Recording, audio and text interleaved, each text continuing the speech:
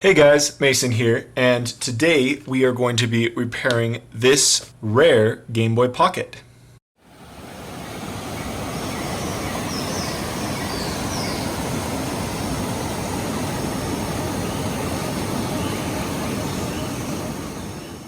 Now, I'm really excited about this Game Boy Pocket. This is the Famitsu 1997 Model F version, and this actually has some pretty stark differences between a normal Game Boy Pocket.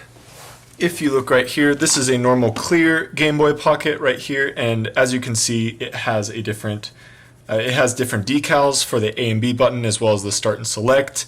The frame is obviously different. It keeps the green PCB from the clear version, but the button scheme has a different color scheme for the buttons. It has the original DMG style buttons, and the buttons that are also on I have right here for a future video. The emerald green actually has the same buttons as this, so it's just a special one. It's something that I want to have, something that I want to keep preserved well. It's overall in quite good condition, but I'm just going to pop in some batteries real quick and see if it works out.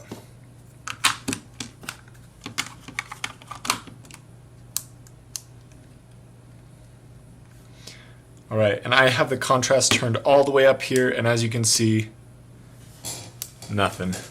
All right, so because of that, we are gonna have to take it apart and figure out what's wrong with it. I'm assuming it might just be a bad power button, but it also looks like there's quite a bit of corrosion on this battery port right here, so it might just be that. It's probably gonna be a pretty simple fix. Just wanted to bring you guys along for the ride.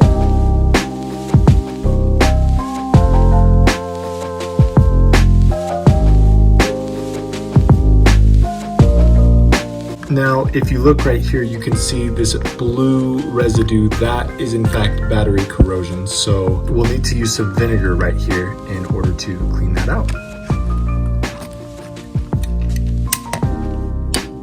Yes, and it looks like there is just corrosion right here. I'm guessing this is gonna be our issue. That's like a telltale way of telling if there's an issue with this or not. So getting rid of that corrosion will probably get the system up and working again. So I'm just going to remove these 3 tri-ring screws, remove the screen, take it all apart so I can get it a nice clean, and then work on that corrosion.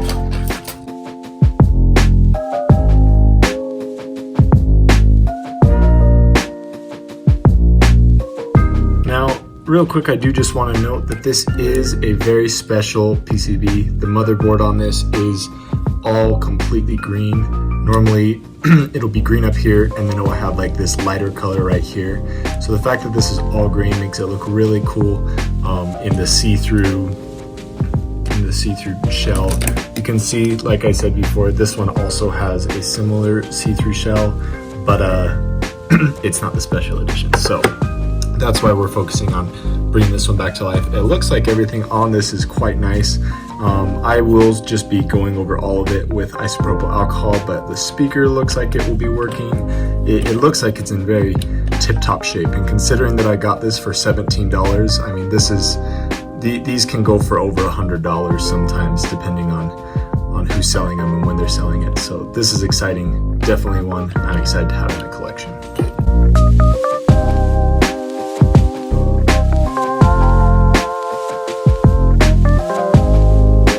Now you can see on this screen there is some pixel bleed around the border right here. I'm hoping that that's not gonna create any lines or any other issues in the system. I don't think it will, and it actually wasn't even noticeable with the screen lens, luckily, so I'm gonna leave this screen as is, just because with a rare console like this, I'm not normally one to throw in an IPS screen or mod or change this because it's already such a special console. I'll save the mods and the IPS screens and the backlights for other ones. So it looks like the screen is all right.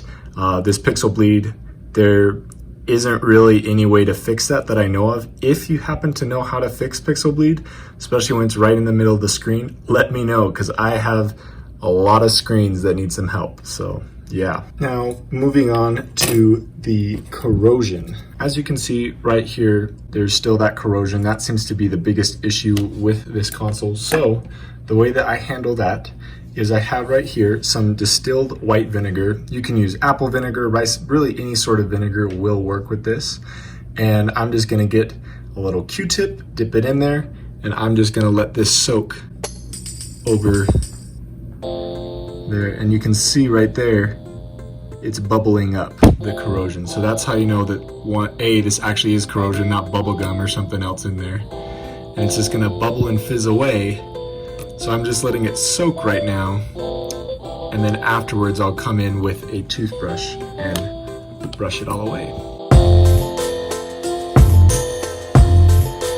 All right, so here we are a little while later. As you can see, I've gotten almost all of the corrosion off of there. I'm not gonna push it with this little spot right here too much more, just because I don't wanna break any trace or anything going from there. But I think it should be in good working condition. If all else fails, I can always desolder this and then solder it back in once I'm able to remove the rest of the corrosion. But and that's quite a simple process. All you're gonna need to do is get on the other side, push in one of these with your soldering iron, and these come out quite easy. It's quite an easy fix to replace these if they ever go bad. So all you need is some basic soldering skills. So I will now go through the rest of this with some isopropyl alcohol, and I will just be cleaning it up, getting all the switches good, and then we're gonna go ahead and take it for a spin, see if it works.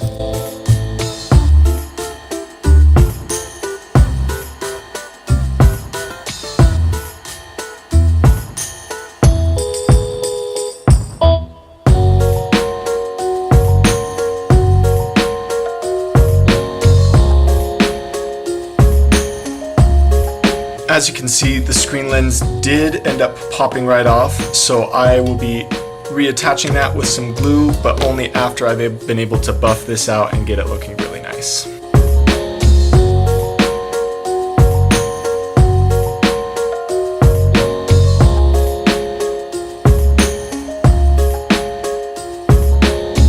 Quick tip on re-gluing a screen. I use E6000 glue. This is very, very strong, and less is more.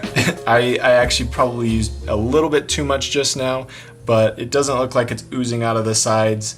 And I would just recommend in each corner making sure that you have plenty, and then just a thin strip along the other sides just to cover your bases. I'll now continue cleaning the rest of the Game Boy.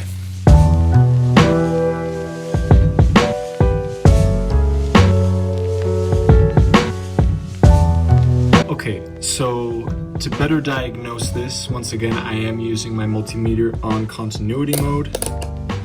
I did find out what the issue is, and that is that this terminal right here is not making contact with this. There's no continuity. There's continuity here, but there's normally supposed to be continuity between this battery terminal and the inside of this hole. And I'll just show you on another board real quick. This one does not have that issue, so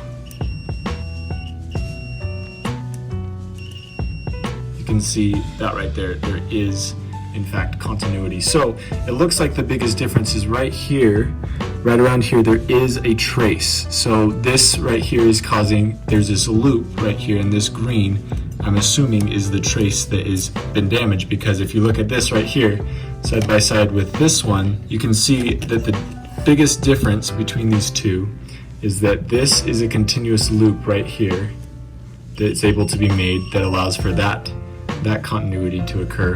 Whereas right here, you see there's a small break right in here. So I think somewhere along here there has been a break. And so this is worthy of a whole nother video, figuring out this. So for right now, I'm going to actually be using this PCB, which is the exact same, in order to fix this one up. And so I'll just be putting one in so we can button up that Famitsu version, and then I'll be replacing this board into that clear one later on, just in case I can't just in case I'm not good enough to fix this. Once again, I'm not a professional by any stretch of the imagination, and fixing traces like these can get pretty intricate.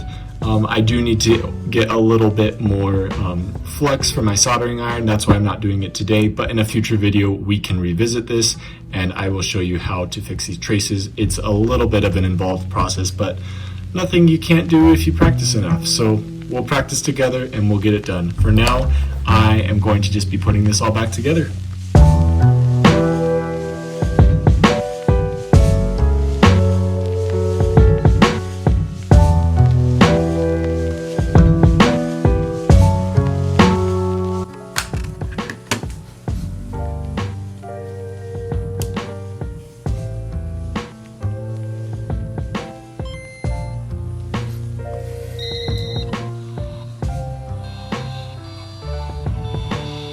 Alright, so there we have it. It looks like this is a perfectly working Famitsu 1997 Model F Game Boy Pocket. And these are, like I said before, really, really nice.